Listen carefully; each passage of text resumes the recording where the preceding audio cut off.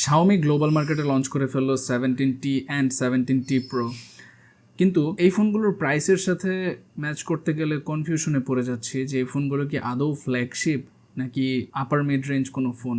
কারণ প্রাইসের দিক থেকে ফ্ল্যাগশিপের মতো হলেও ফোনগুলো কিন্তু অ্যাকচুয়ালি আমার কাছে ফ্ল্যাগশিপ মনে হচ্ছে না।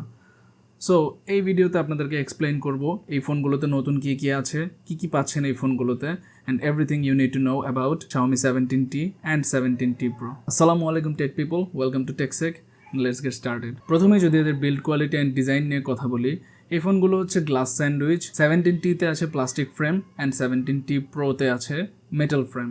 এত প্রাইসের একটা ফোনে অ্যাকচুয়ালি প্লাস্টিক বডি দেওয়াটা অথবা প্লাস্টিক ফ্রেম দেওয়াটা কতটুকু যুক্তিযুক্ত সেটা অ্যাকচুয়ালি আমি এখনও বুঝতে পারছি না। প্রাইসের কথা যেহেতু চলেই আসলো, Xiaomi 17T লঞ্চ হয়েছে 650 ব্রিটেন পাউন্ডে, যেটা কনভার্ট করলে প্রায় 1,07,000 টাকার মতো আসে। আর 17T Pro-টা লঞ্চ হয়েছে 850 পাউন্ডে, যেটা কনভার্ট করলে 1,40,000 টাকার মতো প্রাইস আসে।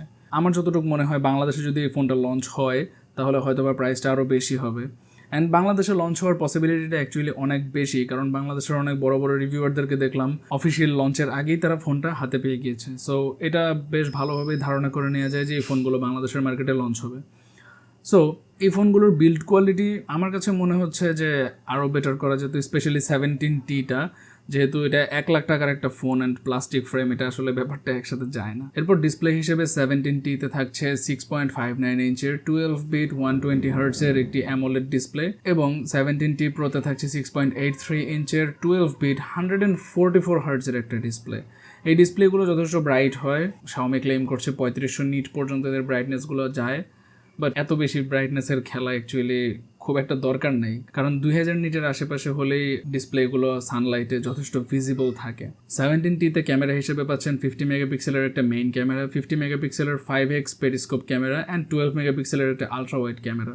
এবং 17T Pro-তেও পাচ্ছেন same set up, just 17T থেকে 17T Pro-তে অল্প একটু মেইন ক্যামেরার অ্যাপারচার ছাড়া তেমন কোনোটাই পার্থক্য নেই। সেলফি ক্যামেরা হিসেবে দুইটি ফোনেই 32 মেগাপিক্সেলের একটা সেন্সর পাচ্ছেন, যেটা f2.2 অ্যাপারচারের। এছাড়াও 17T Pro-তে আপনারা 8K 30 fps, 4K 120 fps এই ধরনের মোডগুলোতে শ্যুট করতে পারবেন, যেটা আপনারা 17T-তে পারবেন না।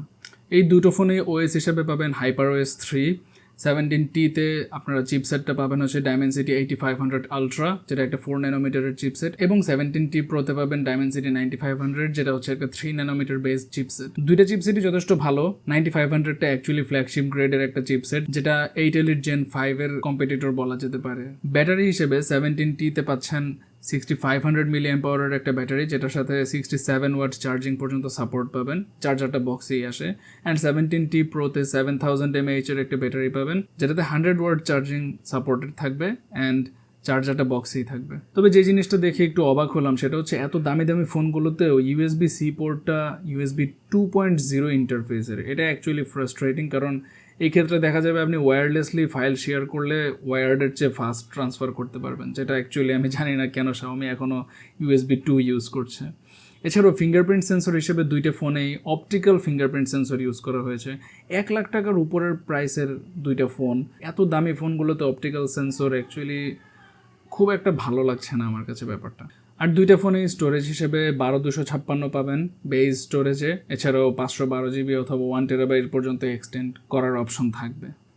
So that's pretty much all about the Xiaomi 17T অ্যান্ড 17T Pro। কমেন্ট করে জানিয়ে দিতে পারেন এই ফোনগুলো সম্পর্কে আপনাদের ধারণা কেমন, অথবা কেমন লেগেছে এই ফোনগুলো আপনাদের কাছে। আজকের মতো এতটুকুই। আসসালামু আলাইকুম।